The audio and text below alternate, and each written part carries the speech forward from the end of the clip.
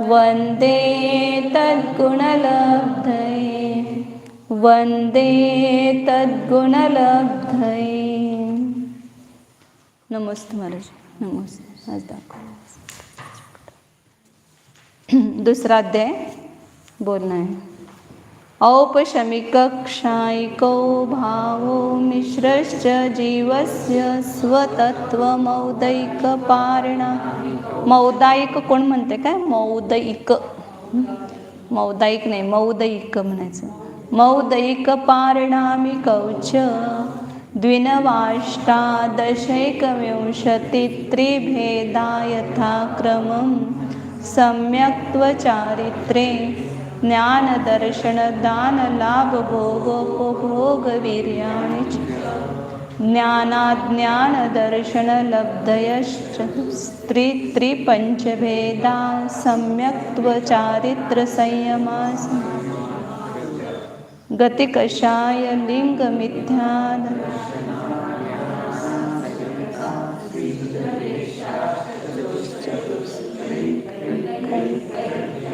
षड्भेदाः. कै कै कै 3 वेळा म्हणायचं फक्त.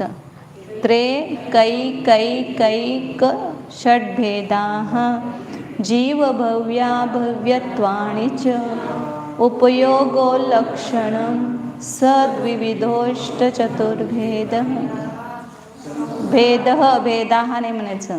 सद्विविधोष्टचतुर्भेदः संसारिणो मुक्ताश्च समनस्का मनस्काः संसारिणस्त्रसस्थावराः पृथ्वीव्यप्तेजो वायुवनस्पतयस्थावराः द्विन्द्रियादयस्त्रसाः पञ्चेन्द्रियाणि द्विविधानि निवृत्त्युपकरणे द्रव्येन्द्रियं लब्ध्युपयोगो भावेन्द्रियं स्पर्शनरसनघ्राणचक्षुश्रोत्राणि स्पर्शरसगन्धवर्णशब्दास्तदर्थाः श्रुतमणीन्द्रियस्य वनस्पत्यन्तानामेकं कृमिपिपीलिका भ्रमरमनुष्यादीनामैकैकवृद्धानि संज्ञिनः समनस्काः विग्रहगतौ कर्मयो अणुश्रेणिगतिः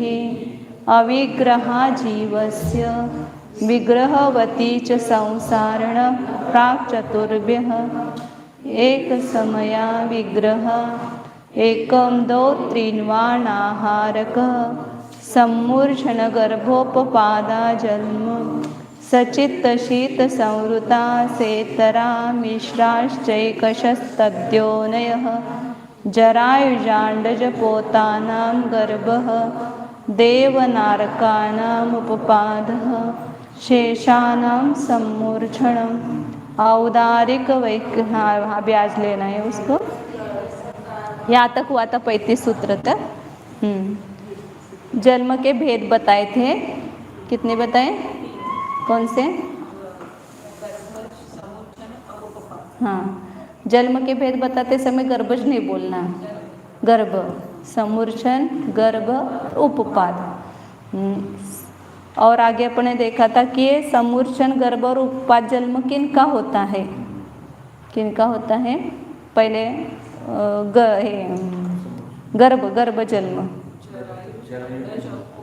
हाँ, किनका? जरायुज. पाठीमध्ये सगळ्यांनी उत्तर द्यायचे.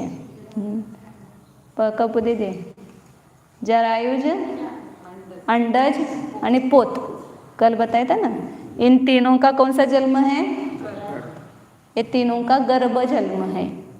तो यहाँ जरायुज, अंडज और पोत ऐसा क्रम क्यों रखा है?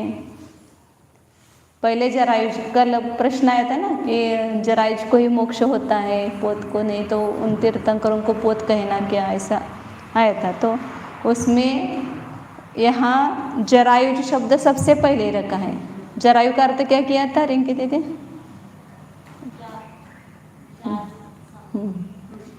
क्या होता है? जाल समान।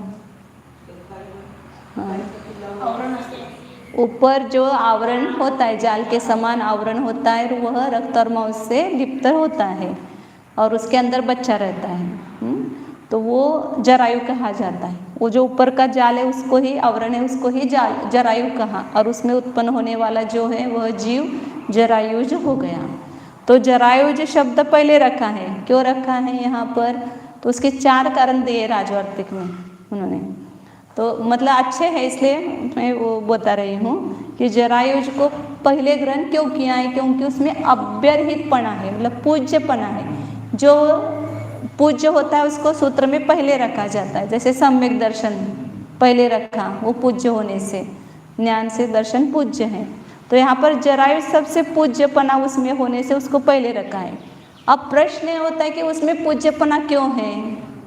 जरायुज मतलब कौन बताए थे, मनुष्य, गाय भैंस वगैरह सब जिनके ऊपर आवरण होता है वो सब जरायुज जीव है। तो उसमें मनुष्य है ना, तो मनुष्य जरायुज है, तो उसमें पूज्यपना है। क्यों पूज्यपना है, तो कहा कि क्रिया आरंभ शक्ति उसमें पाई जाती है। अध्ययन आदि क्रिया, इसका आरंभ कौन करता है, मनुष्य करता है ना। मनुष्य की अपेक्षा से ये सब दिए हैं विशेषण, मनुष्य जरायुज है। तो क्रिया, भाषा, बोलना, अध्ययन आदि क्रिया करना, ये सब केवल जरायुज में पाया जाता है, इसलिए उसमें पूज्यपना है। अब सामान्य अपन देखते हैं ना कि कोई अनपढ़ व्यक्ति है और कोई पढ़ा हुआ है, किसको हम श्रेष्ठ मानते हैं, जो पढ़ा हुआ है उसको श्रेष्ठ मानते हैं ना। तो ये पढ़ना, अध्ययन करना, अध्यापन करना, ये सब कार्य कौन करता है, जरायुज मनुष्य करता है। दूसरा कारण बताएं कि महाप्रभावपना होने से उस जरायु में उत्पन्न हुए जीव जो है उनका महाप्रभाव होता है। जैसे चक्रवर्ती है, वासुदेव है, ये सब जरायुज है ना, मतलब मनुष्य ही है, तो इनका महाप्रभाव देखा जाता है लोक में। तीसरा बताएं कि मार्ग और मोक्ष, मार्ग का जो फल है, इनका संबंध होने से सम्यक दर्शनात्मक मार्ग जो है, उस मार्ग का फल क्या है, मोक्ष सुख, उसके साथ किसका संबंध होता है, जरायुज का ही होता है। मतलब जरायुज जीव ही मोक्ष को प्राप्त कर सकता है, इसलिए उसमें पूज्यपना है। 3 ही दिए क्या इसमें, हाँ 3 ही दिए हैं। क्रिया और आरंभ एक में लिया, क्रिया और आरंभ की शक्ति होने से, महाप्रभावपना होने से किन्हीं जरायुजियों में महाप्रभाव पाया जाता है। मतलब चक्रवर्ती, अर्ध चक्रवर्ती, नारायण, प्रतिनारायण, इनका सबका प्रभाव दिखाई देता है। और सम्यक दर्शनादिक रूप जो मार्ग है, सम्यक दर्शन तो चारों गति में होता है, लेकिन मोक्ष एक केवल मनुष्य गति में ही होता है। तो इस मोक्ष का, मार्ग का जो फल है मोक्ष सुख, उसका संबंध जरायुज को ही होता है, अन्य अंडज और पोत को नहीं होता है, इसलिए उसको पहले रखा है। फिर उसके बाद जरायुज के बाद किसका ग्रहण किया, अंडज। तो उसके बाद अंडज का क्यों ग्रहण किया, पोत का पहले क्यों नहीं ग्रहण किया, तो अंडज जो है पोत से पूज्य है, पोत जीवों से भी अंडज जो है उसको पूज्यपना है। क्यों पूज्यपना है, तो जो शुक सारिकादिक है, मतलब तोता, मैना वगैरह जो है वो भाषा वगैरह बोलते हैं मनुष्य के समान, इसके कारण उनमें पूज्यपना है, ऐसा बताया। अक्षर उच्चारण आदि क्रियाओं में वे कुशल होते हैं, इसलिए उनमें पूज्यपना है। अक्षर का उच्चारण करना, बाकी के लोग मतलब सिंह वाघ भी हो तो बोल नहीं सकते हैं ना, लेकिन तोता वगैरह सब जैसे मनुष्य जैसे बोली पूरे बोल सकते हैं, जैसे सिखाएंगे वैसा सीखते हैं। तो इसलिए अक्षर उच्चारण आदि क्रियाओं में कुशल होते हैं, इसलिए उनको पोत के पहले रखा है और उसके बाद पोत रखा है। तो इस प्रकार ये क्रम दिया है। तो इन तीनों का कौन सा जन्म बताया, गर्भ जन्म बताया। पोत किसको कहा, बिना आवरण के होते हैं और उत्पन्न होते ही हलन चलन कुछ उछलने कूदने लगते हैं, तो उनको पोत कहा, उन जीवों को ही पोत कहा है। हाँ हाँ, अंडस में इतनी नहीं होती है, वो कारण नहीं दिया उन्होंने। मतलब ये विद्याध्ययन इसकी अपेक्षा से ही वो दिया है सब पूरा। आगे और दूसरा जन्म कौन सा है? उपपात जन्म किनका होता है? देव और नारकियों का उपपात जन्म होता है। उपपात जन्म ही होता है और उपपात जन्म देव नारकियों का ही होता है, अन्य किसी का नहीं होता है। और उनको छोड़ करके जरायुज, अंडज, पोत और देवनारकी, इनको छोड़ करके जो जीव है उनका कौन सा जन्म है? समूर्छन जन्म है। मतलब कौन कौन आए शेष में?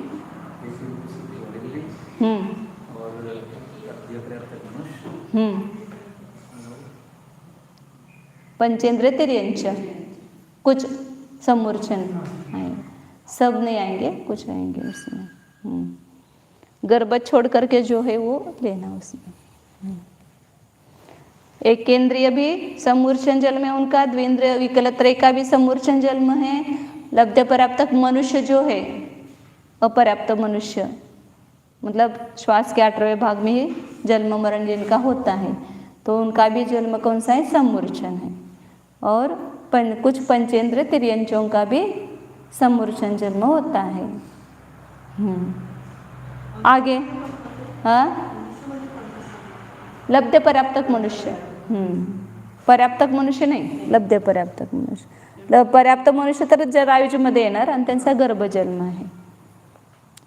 अब आगे शरीर का वर्णन करते कि जन्म लेकर के जिस शरीर को हम धारण करते हैं वो शरीर कितने प्रकार का है, उसका वर्णन करते आगे। 36 नंबर का सूत्र है, औदारिक वैक्रियकाहारक तेजस कर्मणानि शरीराणि।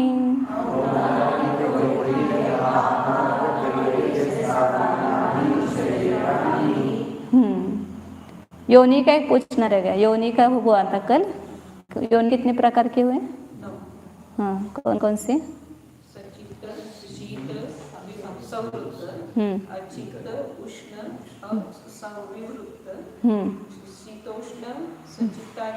पहले संवृत्त सचित्ताचित्त, फिर शीतोष्ण विवृत्त। सगळ्यांना उत्तर द्यायचे, पाठीमागं पण विजू मोहन अभ्यास करायचा आणि उत्तर द्यायचे। पुढं अब यहाँ शरीर बता रहे हैं कि औदारिक बोलना है, सूत्र बोलो।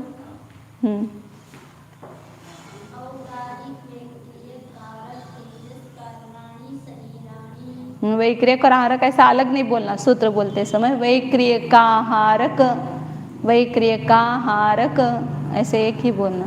सूत्र बोलते समय कभी संधि विच्छेद नहीं करना, उसको लगातार बोलना।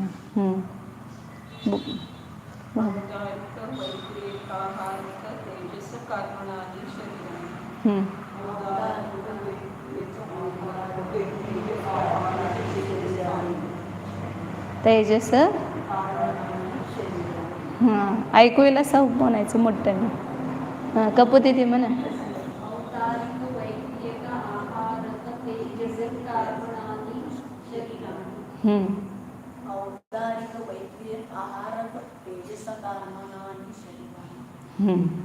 औदारिक वैक्रियकाहारक तेजस कर्मणानि शरीराणि। शरीराणि, शरीर है कितने प्रकार के हैं? 5 प्रकार के बताएं। औदारिक शरीर, वैक्रियक शरीर, आहारक शरीर, तेजस शरीर और कार्मण शरीर। ये 5 प्रकार के शरीर बताएं। शरीर मतलब क्या? शीर्यन्ते इति शरीरम। क्षण क्षण में बढ़ता है कि घटता है? शीर्ण होता है, विशीर्ण होता है, गलता है, तो उसको शरीर कहते हैं। तो बहुत सारे भी बाकी घट आदि भी हैं या दूसरे भी पदार्थ शीर्ण होते हैं, तो उनको भी शरीर कहो तो नहीं। यहाँ पर शरीर नाम कर्म का उदय निमित्त है। जहाँ पर शरीर नाम कर्म के उदय के निमित्त से जो उत्पन्न होता है वो शरीर है, इसलिए वो सबको शरीर नहीं कहते हैं। तो उसमें सबसे पहला शरीर कौन सा बताया? औदारिक। औदारिक शरीर उदार शब्द से बना है, जो उदार मतलब स्थूल।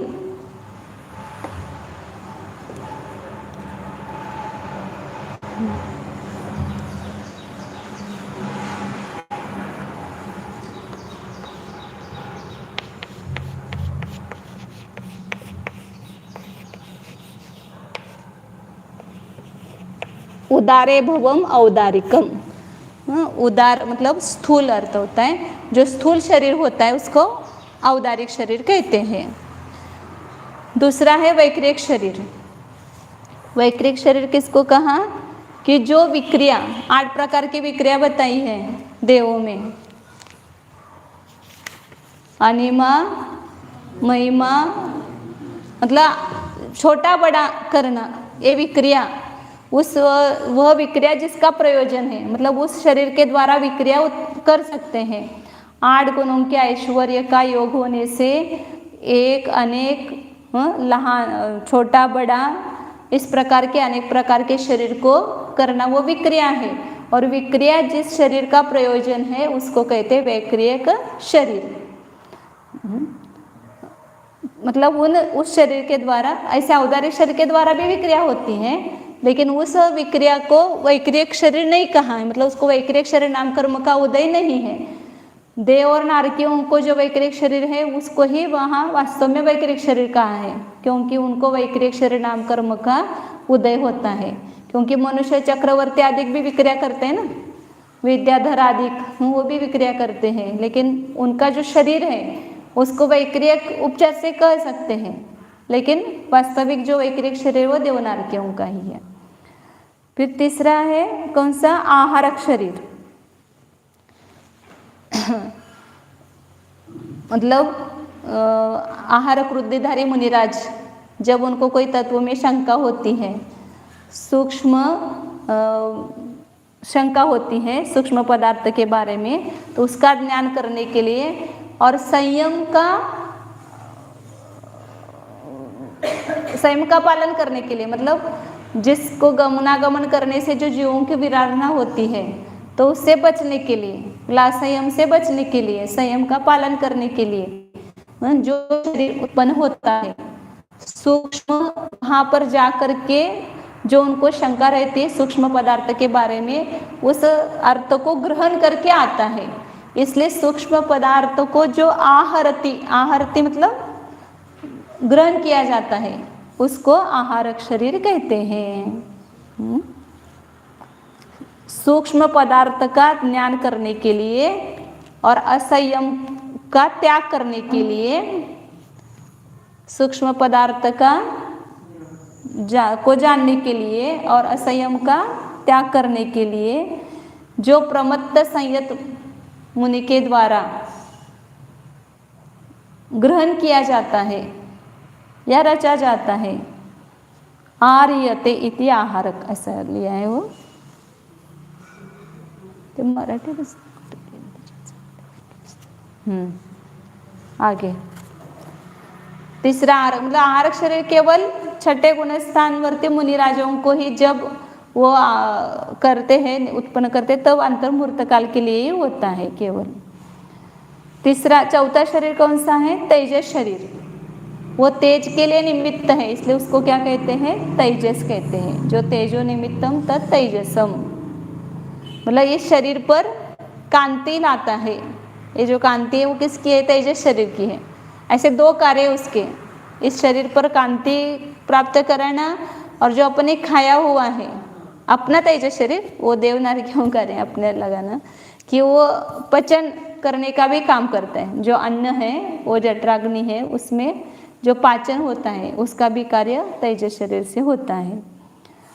तो जो तेज के लिए मतलब कांति के लिए निमित्त है वह तेजस शरीर है। 5वां कौन सा शरीर है, कार्मन शरीर। कार्मन शरीर कर्मों के समूह को कार्मन शरीर कहते हैं। जो पूरे अपने आत्मा में एक एक आत्मा के प्रदेश पर कितने कार्मन परमाणु है, कर्म परमाणु है, अनंत एक आत्मा के प्रदेश के ऊपर।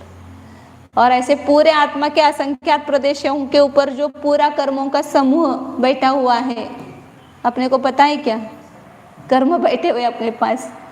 कर्म चोर चहुओर सर्वस्व लूटे सुध नहीं, ये सर्वस्व अपना लूट रहे हैं। अपने जो गुणों का घात कौन कर रहे हैं, ये कर्म बैठे हुए ना, यही ही अपने वास्तव में शत्रु है। और वो कर्म भी किस कारण से आए, हमारे भाव कर्म के कारण से। इसलिए सच्चा अपराध किसका है, भाव कर्म का। इसलिए कुछ भी घटित होता है ना, पहले हम किसको दोष देते हैं? सामने वाले व्यक्ति को दोष देते हैं। सामने वाला व्यक्ति केवल नो कर्म है उसका, वास्तव में द्रव्य कर्म ने उसको भेजा है दूध बना करके, जाओ और इसको हमारा काम करके आओ। और उस कर्म को किसने बुलाया है? हमारे भाव कर्म ने बुलाए हैं। हमने जैसे भाव किए वैसा आया है। तो ये संपूर्ण कर्मों के से हम व्याप्त है, मतलब पूरा आत्मा के प्रदेश इस कर्मों के समूह से ढके हुए हैं, मतलब आवृत है। तो उस शरीर को ही, पूरे कर्मों के समूह को ही कारमन शरीर कहते हैं। तो ये 5 शरीर बताएं। कारमन शरीर और जैसे अभी औदारिक शरीर, नाम कर्म और औदारिक शरीर दोनों में अंतर है ना। औदारिक शरीर नाम कर्म एक कर्म का विभाग है, मतलब कर्म का एक भेद है, और औदारिक शरीर जो है उसका कार्य है, ये दिखाई देता है वो औदारिक शरीर है। और औदारिक शरीर नाम कर्म ये कारमन शरीर है, कारमन शरीर का पार्ट है, वो अवयव है। समझ रहे हैं? वैसे ही कारमन शरीर और कारमन शरीर नाम कर्म और कारमन शरीर, ये भी 2 भेद हो गए। कारमन शरीर नाम का जो नाम कर्म है उसको केवल कारमन शरीर नाम कर्म कहेंगे, और पूरा कर्मों का जो पुंज है उसमें वो निमित्त है। कारमन शरीर नाम कर्म का उदय है, इसलिए हर समय जीव कर्म को ग्रहण कर रहा है, कारमन वर्गनाओं को ग्रहण करके कारमन शरीर रूप से परिणमित कर रहा है। किस कारण से कर रहे हैं? कारमन शरीर नाम कर्म का उदय है। मतलब कर्मों के समूह में ही एक कारमन शरीर नाम कर्म का एक कर्म है, वो कारण रूप है, और उस कारण से जो बना हुआ कारमन शरीर, मतलब पूरे कर्मों का समूह है, पुंज है, वह उसका कार्य है। ये 2 समझना, एक कारमन शरीर नाम कर्म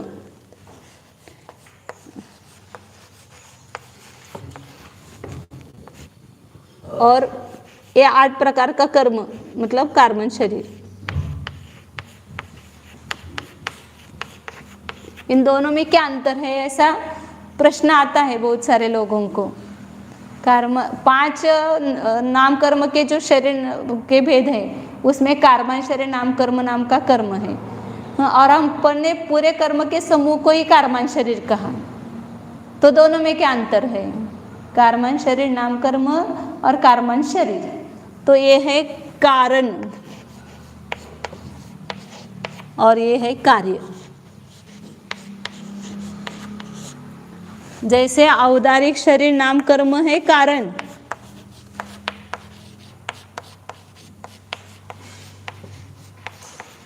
ये कारमन शरीर का ही एक पार्ट है इसका ही, लेकिन वो कारण रूप है। उसमें से जो परमाणु केवल उस कारमन शरीर नाम कर्म रूप परिणमित हुए हैं वे कारण बनेंगे, और पूरा 8 कर्मों का जो समूह है वो कारमन शरीर कहलाएगा। उसके उदय से औदारिक शरीर नाम कर्म एक कारण, और औदारिक शरीर जो है बना हुआ या भी दिखाई दे रहा है वह कार्य है। उसी प्रकार कारमन शरीर नाम का एक कर्म है, नाम कर्म, वो इस कारमन पूरे 8 कर्मों के पुंज को बनने में निमित्त होता है। उस नाम कर्म के उदय से वो कारमन वर्गणाओं को ग्रहण करता है जीव। कारमन शरीर नाम कर्म का उदय नहीं है तो वहाँ पर कारमन शरीरों का ग्रहण नहीं होता है। जैसे 14वें गुण स्थान में क्यों नहीं कारमन वर्गणाओं को ग्रहण करता है? तो एक तो योग का अभाव है, एक तो कारमन शरीर नाम कर्म का उदय नहीं है। 13वें गुण स्थान तक ही कारमन शरीर नाम कर्म का उदय है, 14वें गुण स्थान में कारमन शरीर नाम कर्म का उदय नहीं है, तो वह कर्मों को ग्रहण नहीं करता है। कर्मों को भी नहीं ग्रहण करता है, 9 कर्मों को भी ग्रहण नहीं करता है, और योग का भी अभाव है वहाँ पर। मतलब ये कारमन शरीर में से ही कुछ ऐसे परमाणु है कि जो औदारिक शरीर नाम कर्म रूप से परिणमित हुए हैं, वे कारण रूप है, और उसके कारण से 8 कर्मों का समूह है बना हुआ। अब आगे, तो अब ये क्रम ऐसा क्यों रखा है? तो सबसे स्थूल शरीर कौन है? औदारिक है, और वो मोक्ष का भी कारण है। इसलिए उसको पहले रखा है। और बाकी सब शरीर कैसे है, उससे सूक्ष्म सूक्ष्म है, तो सूक्ष्मता की अपेक्षा से इनका क्रम है। सबसे बड़ा शरीर औदारिक है, स्थूल शरीर, और उससे वैक्रियक सूक्ष्म है, वैसे आहारक सूक्ष्म है। वो आगे के सूत्र में बता रहे हैं, हाँ वही उसका कारण है। उससे तेजस सूक्ष्म है और उससे कार्बन सूक्ष्म है। 37 नंबर का सूत्र लेते हैं। परम परम सूक्ष्मम, बोलो।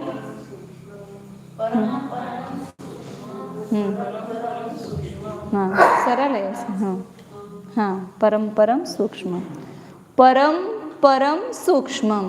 परम मतलब आगे का, पुढचं पुढचं म्हणजे आगे आगे का शरीर जो है वो कैसा है, सूक्ष्म। 2 बार क्यों दिया, विप्सार्थ मतलब पुनः पुनः उसका उच्चारण करना है ना। औदारिक शरीर, उससे वैक्रियक शरीर सूक्ष्म है, वैक्रियक शरीर से आहारक शरीर सूक्ष्म है, आहारक शरीर से तेजस शरीर सूक्ष्म, और तेजस शरीर से कार्बन शरीर सूक्ष्म है। दिखते है क्या तेजस शरीर और कार्बन शरीर अपने को? कितने सूक्ष्म, मतलब इतने अनंत अनंत परमाणु होते हुए भी वो अपने को दिखाई नहीं दे रहे हैं, क्योंकि वे सूक्ष्म हैं। उनका बंधन जो है वह सूक्ष्म है। तेजस शरीर भी दिखाई नहीं देता है। जब जीव इस शरीर को छोड़ करके चला जाता है तो उसके साथ में कौन सा शरीर रहता है, तेजस कार्बन। दिखता है क्या? जब व्यक्ति मर गया, दूसरे भव में गया, कौन पकड़ सकता है उसको? किसी ने बीच में निकाला था क्या, हमने क्या मेरा से उसका फोटो निकाला और ऐसा देखो ज्योति दिख गई, ऐसा प्रकाश दिख गया? ऐसा कोई प्रकाश ज्योति कुछ दिखाई नहीं देता है, क्योंकि ये शरीर अत्यंत सूक्ष्म है, छद्मस्त गोचर नहीं है। तो ये सूक्ष्म सूक्ष्म है। अब फिर शंका होती है कि सूक्ष्म सूक्ष्म है तो इसमें जो परमाणुओं की संख्या होगी वो कम कम होगी, औदार्य शरीर में ज्यादा होगी, उससे सूक्ष्म वैक्रिक शरीर है तो उससे कम होगी, उससे आहारक में कम होगी। ऐसा अपन अंदाजा करेंगे ना, छोटा छोटा है तो उसमें जो मटेरियल है वो कम कम होगा, ऐसा लगता है। लेकिन यहाँ पर उल्टा है, वो आगे बता रहे हैं। 38 नंबर का सूत्र है, प्रदेशतो संख्ये गुणम प्राक तेजसा।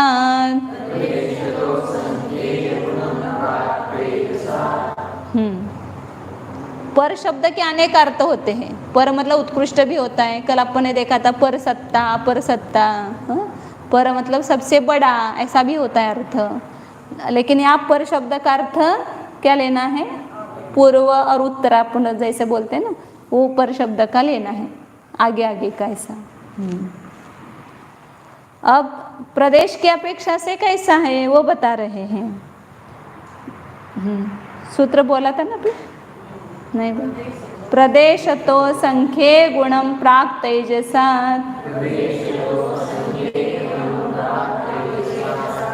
बोलो एक एक एक एक। हाँ बोलो,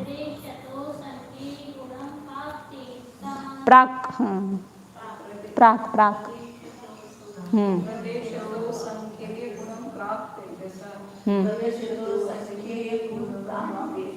हाँ तर सगळ्यांना एकदम मग मिळणार नाही, कोणाकोणाला एक एक सूत्र सांगतो, तुम्ही म्हणा पटवा। हां हां म्हणा, तुम्ही म्हणाच।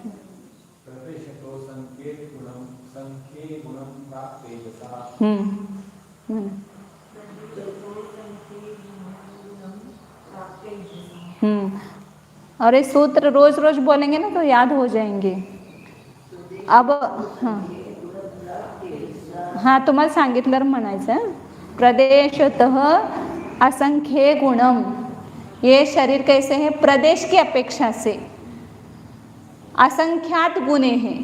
मतलब आगे आगे का शरीर औदारिक, वैक्रियक तेजस, वैक्रियक आहारक तेजस और कार्बन, ये सूक्ष्म सूक्ष्म ऐसा कहा था। लेकिन प्रदेशों की अपेक्षा से, प्रदेश का अर्थ यहाँ पर लेना है परमाणु। प्रदेश मतलब आकाश प्रदेश नहीं लेना, प्रदेश का अर्थ क्या लेना, परमाणु।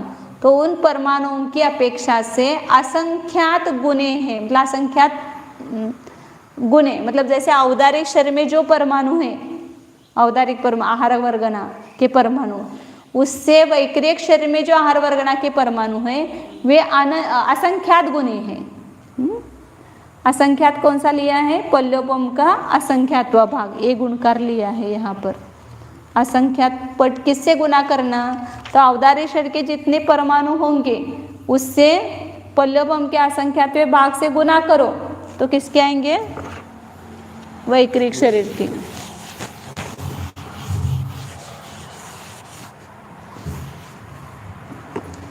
औदारिक शरीर के समझो 100 है और पल्योपम का असंख्यात्व भाग 2 है, तो उससे गुना करो तो कितने हो गए? 200। ये किसके होंगे? वैक्रिक के होंगे।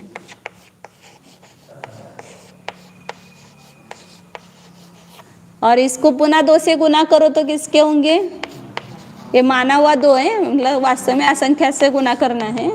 और औदारिक क्या अनंत परमाणु है, 100 माने अपन ने, और 2 असंख्यात की संख्या माने, तो इसके कितने हो जाएंगे? 400 हो जाएंगे। प्राग तेजसात ऐसा लिखा है, मतलब तेजस से पूर्व तक। तेजस भी वो गुना है लेकिन असंख्यात गुनापना वहाँ पर नहीं है। असंख्यात गुनापना कहाँ तक है? तेजस के पूर्व तक, मतलब आहारक शरीर तक। सभी गुणित रूप से है आगे आगे के शरीर, लेकिन असंख्यात गुनापना किस में पाया जाएगा? केवल वैक्रिक और आहारक में। औदारिक से असंख्यात गुणे परमाणु वैक्रिक में और वैक्रिक से असंख्यात गुणे परमाणु आहारक में। तो ये उल्टा हो गया, इधर तो कहा आपने सूक्ष्म सूक्ष्म है और इधर कहा असंख्यात गुणे हैं। जो छोटा है उसमें कम होने चाहिए ना परमाणु, तो यहाँ पर ऐसा क्यों नहीं है? तो बंधन विशेष है। यहाँ पर औदारिक शरीर जो है वह स्थूल है, कम परमाणु होते हुए भी स्थूल है, उसका बंधन स्थूल है। और वैक्रिक शरीर में परमाणु ज़्यादा होते हुए भी उसका बंधन सूक्ष्म है। तो जैसे आपको सबको एकदम प्रसिद्ध उदाहरण देते हैं, लड्डू बनाते हैं आप घर में, तो चिरमुरा के लड्डू बनाते हैं। और किस किस का बनाते हैं? बूंदी का कल बनाया था, नुक्ती का, नुक्ती बोलते, बूंदी बोलते क्या हिंदी में, दोनों चलते। नुक्ती का लड्डू बनाते हैं। और किसका बनाते हैं? राजगीरा का बनाते हैं, रवा का बनाते हैं और बेसन का बनाते हैं। 5 प्रकार के लड्डू बनाते हैं ना, तो 5 प्रकार के शरीर हैं। हाँ, तो यहाँ पर जो मुरमुरे का लड्डू है उसमें मुरमुरे कितने होते हैं? कम होते हैं, लेकिन वो कितना दिखता है लड्डू? इतना बड़ा। और बूंदी जो है, एक चिरमुरे के लड्डू में 100 चिरमुरे हैं समझो, और एक बूंदी का लड्डू उसमें 200 बूंदी है। तो उसका बंधन के कौन सा छोटा दिखता है? बूंदी वाला जो है वो छोटा दिखता है और चिरमुरे का बड़ा दिखता है। कहीं गांव जाना है तो लोग बोलते कि चिरमुरे का नहीं बनाना, इतना सारा उसका डिब्बा बड़ा लेना पड़ेगा, सामान बहुत होता है, क्योंकि कम जगह में वो नहीं आते हैं, इसलिए नहीं बनाना। फिर दूसरे नुक्ती में 200 है, तो तीसरा राजगिरे का लड्डू बनाया, तो राजगिरे के लड्डू में 400 राजगिरा है, लेकिन उसका कितना दिखता है लड्डू? उससे भी छोटा दिखता है। तो ये क्यों हुआ? तो उसका जो बंधन है वो कैसा है? सूक्ष्म है। एक उदाहरण दृष्टांत लेना खाली, तो वैक्रिक शरीर में परमाणु ज़्यादा होते हुए भी उसका बंधन सूक्ष्म है, इसलिए वह सूक्ष्म है। मतलब ज़्यादा परमाणु होते हुए बड़ा ही होना चाहिए ऐसा नहीं। जैसे अपन ये भी देते ना, लोहे का गोला मतलब इतना सा लोहे का ये है, तो उसमें परमाणु जो है ज़्यादा है, लेकिन वो बंधन कैसा है? कम है। और कपास है, तो उसी वजन से का कपास ले लो तो कितना बड़ा हो जाएगा। तो इसलिए ज़्यादा परमाणु है बड़ा और कम परमाणु है तो छोटा, ऐसा नहीं लेना यहाँ पर। क्या बोले थे?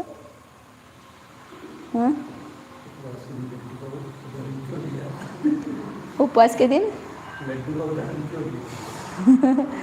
क्यों, क्या होता है उदाहरण देने में? हाँ, तो प्रदेशतः असंख्य गुणम प्राक तेजसात, मतलब ये याद रखना, सूक्ष्म औदारिक से आगे आगे के शरीर सूक्ष्म है, लेकिन उसमें प्रदेशों की संख्या मतलब परमाणुओं की संख्या असंख्यात गुनी है। कहाँ तक? तेजस शरीर तक। अब आगे के शरीर के कितने हैं, कितने गुने हैं, वो गुणकार का प्रमाण बदल जाता है, तो इसलिए अलग से दिया उसको। 39 नंबर का सूत्र है अनंत गुणे परे। परे द्विवचन है ये, अनंत गुणे परे। हाँ, सरल है ऐसे सूत्र, इसलिए ज़्यादा बोलने की जरूरत। तो द्विवचन है, जैसे वनम वने करते हैं ना संस्कृत में, तो ऐसे दो शरीर है ना, तेजस शरीर और कारमान शरीर, दो रह गए, इसलिए उसको द्विवचन रखा है। तो पर मतलब आगे के शरीर, तेजस शरीर और कारमान शरीर कितने हैं? अनंत गुणे हैं, मतलब आहार के जितने परमाणु होंगे। अब जैसे 4 है और अनंत का प्रमाण 5 मानो, तो कितने हो गए? तेजस के 400 गुणित 5 मतलब कितने हो जाएंगे? 2000 परमाणु हो जाएंगे। और रवा का लड्डू वो राजगिर से जो रवा होता है ना, उसका जो लड्डू बनाते हैं, तो उसमें कितने होंगे कण रवा के? बहुत सारे हैं, लेकिन उससे वो छोटा होता है लड्डू। और तेजस शरीर से भी जो कारमान शरीर है वह अनंत गुना है। इसलिए कहते हैं ना कि आत्मा के एक एक प्रदेशों पर अनंत अनंत औदारिक आहार वर्गना है, अनंत परमाणु है, और एक एक आहार वर्गना के परमाणु पर कारमान वर्गना जो तेजस शरीर के वर्गना है वो अनंत है, अनंत है। और तेजस शरीर से भी कारमान शरीर के जो परमाणु है वे उससे भी अनंत गुण है। एक तेजस का परमाणु ले लो और कारमान शरीर के अनंत परमाणु ले लो, ऐसा उसका ये बैठता है। एक प्रदेश पर आहारक वर्गना के कितने परमाणु? अनंत। उसमें एक औदार्य शरीर का परमाणु ले लो, उस पर तेजस शरीर के परमाणु कितने? अनंत। फिर तेजस शरीर का एक परमाणु ले लो और उस पर कारमान शरीर के परमाणु कितने? अनंत। तो इसलिए वो अनंत गुणे हो गए। मतलब इसलिए इतनी सी, जैसा अभी इसका शरीर है सूक्ष्म निगोद का जो शरीर है, सबसे छोटी अवगाना है उसकी, घनांगुल का असंख्यात्व भाग, तो इतनी सी अवगाना में उसकी छोटी अवगाना है, उसमें क्या क्या भरा हुआ है? तो एक सूक्ष्म निगोद का शरीर मतलब अनंत जीव है। वहाँ पर एक निगोद शरीर में कितने जीव होते हैं? कितने अनंत? सिद्धों से भी अनंत गुणे, इतने अनंत जीव होते हैं। और सिद्धों के उस एक एक जीव का जो आहारक वर्गना है वो अनंत अनंत, और प्रत्येक जीव जो है अनंत जीव, उन सबका कारमान शरीर है वो अलग अलग है, अनंत अनंत अनंत परमाणुओं का बना हुआ प्रत्येक का कारमान शरीर अलग ना। भले औदारिक शरीर सभी का एक है, लेकिन कारमान शरीर तो प्रत्येक जीव का अलग अलग, प्रत्येक जीव के प्रदेशों पर वो अनंत अनंत कर्म परमाणु भरे हुए हैं। और एक एक कर्म परमाणु ये तो औदारिक शरीर के तेजस के कारमान के बताए, और उसके ऊपर अनंत गुणे विसृसोपचे हैं। जीव राशि से भी अनंत गुणे इतने, हर एक कर्म परमाणु पर विसृसोपचे इतने हैं, हर एक तेजस परमाणु पर अनंत विसृसोपचे हैं, और हर एक औदारिक शरीर के परमाणु पर उसके प्रत्येक के अपने अपने विसृसोपचे, वो अनंत। एक परमाणु तेज शरीर का और विसृसोपचे के परमाणु कितने? अनंत। क्या? प्रत्येक परमाणु का विसृसोपचे अलग, मतलब प्रत्येक एक कर्म परमाणु पर अनंत अनंत, मतलब जीव राशि से अनंत गुणे इतने विसृसोपचे के परमाणु हैं। इसलिए अवदार शरीर के जितने परमाणु उसको जीव राशि से अनंत गुणे संख्या से गुनते हैं, तो विसृसोपचे सहित वो शरीर आता है पूरा। तो इस मतलब क्या कितना है? अभी सब अपने को एक खाली जगह लग रही है, लेकिन यहाँ पर भी सब सूक्ष्म जीव भरे हुए हैं, और प्रत्येक सूक्ष्म जीव के ऊपर अनंत अनंत कर्म वर्गना, कर्म परमाणु, तेजस वर्गना, आहारक वर्गना सब भरी हुई है। ये कुछ खाली जगह नहीं है लोकाकाश में, एक प्रदेश भी खाली नहीं है, सब जीवों से और पुद्गलों से भरा हुआ है। अब आगे बताते हैं और कारमान शरीर के बारे में अब विशेषताएं बताते हैं। 2 शरीर अनंत गुण ऐसा बताए ना। औदारिक शरीर से वैक्रिक शरीर कितना गुना बताया? असंख्यात गुना। अवैक्रिक से आहारक और आहारक से तेजस। हाँ, तो यह अनंत कौन सा लेना गुणकार? अभव्य राशि से अनंत गुना और सिद्ध राशि का अनंतवा भाग, ये गुणकार लेना। कर्म का गणित आता है ना, तो गुणकार का प्रमाण फिक्स रखना है। अभव राशि से अनंत गुना और सिद्ध राशि का अनंतवा भाग, जो संख्या बीच की होगी उसकी वो अनंत यहाँ पर ग्रहण करना। अब आगे इन 2 शरीरों के बारे में जो विशेषता है वो बता रहे हैं। ये शरीर कैसे है? तेजस शरीर और कारमान शरीर। अप्रतिघाते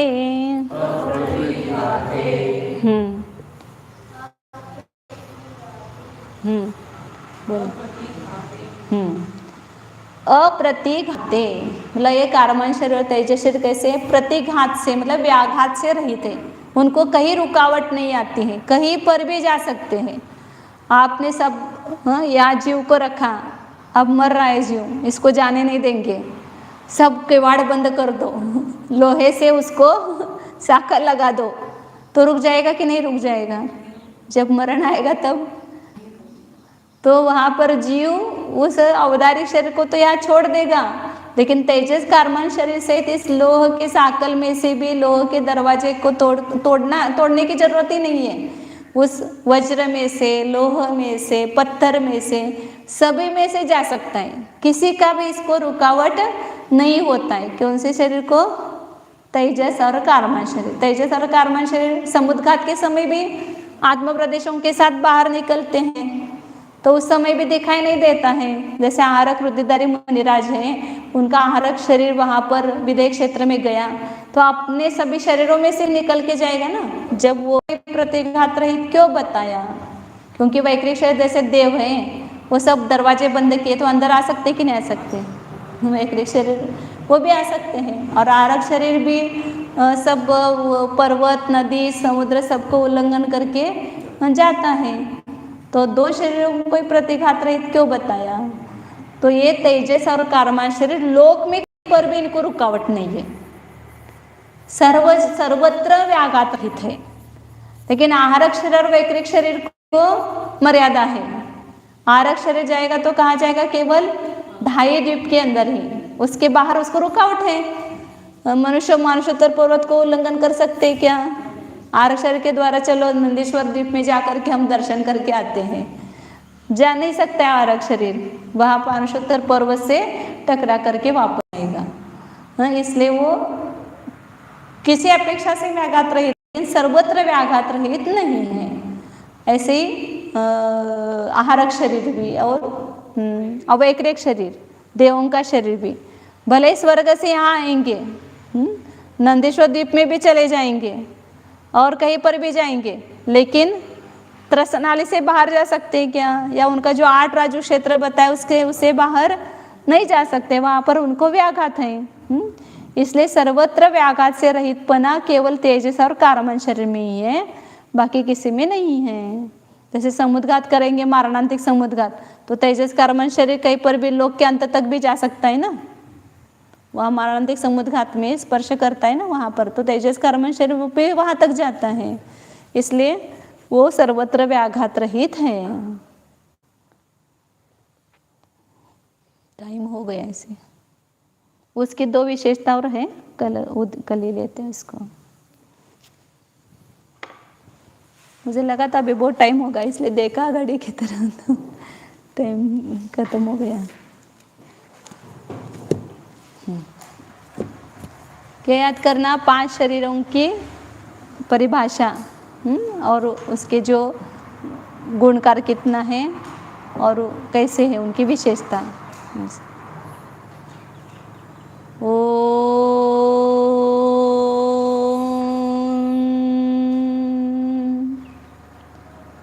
जानिए यह मैं शुद्ध चैतन्यमय जीव ही हूँ, यह मैं अनादि अनंत एक अखंड हूँ। अनंत शरीरों को धारण करने पर भी मैं शरीर रूप हुआ नहीं हूँ। उन अनंत शरीरों में मैं एक रूप ही हूँ। जानिए, एकत्व शक्ति से संपन्न हूँ। टंकोत्कीर्ण न्यायक स्वरूप हूँ, अशरीरी हूँ। यह दिखने वाला औदारिक शरीर मेरा नहीं है, ये पुद्गल परमाणुओं का पिंड है। तेजस शरीर और कारमान शरीर भी पुद्गल परमाणुओं का पिंड है।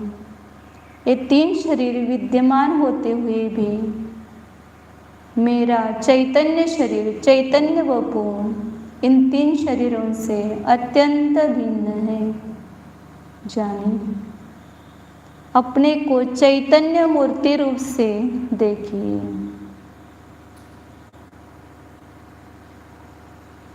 मैं अमूर्तिक चिन्मूर्ति आत्मा हूँ। अपने ज्ञान में उसको बसा लीजिए, ज्ञान से उसका स्पर्श कीजिए, अनुभव कीजिए।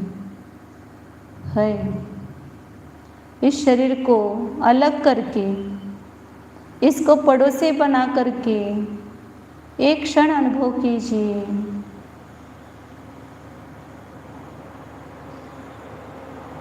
अंतरंग में ये चैतन्यमय जीव स्फुरायमान हो रहा है। शुद्ध चैतन्य सत्ता स्वरूपो अनंत गुण निलय स्वरूपो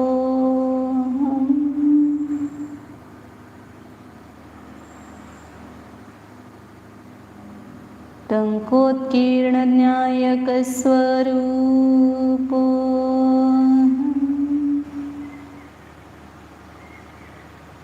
शुद्धोऽहम् एकोऽहम् ध्रुवोऽहम्